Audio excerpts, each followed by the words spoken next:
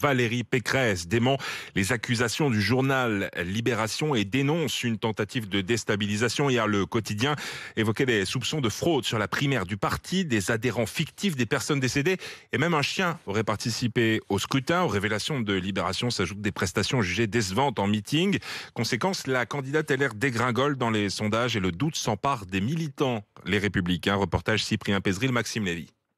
Une campagne qui s'enfonce. Alors pour ces électeurs de droite comme Jacques, soutenir Valérie Pécresse n'est plus une évidence. J'ai pensé au début voter pour elle, mais bon, maintenant, c'est fini, quoi. D'autres s'interrogent après son grand meeting il y a 15 jours, une prestation décevante pour Philippe. C'est vrai qu'il y a quelque chose qui m'inquiète quand même dans le manque de dynamisme.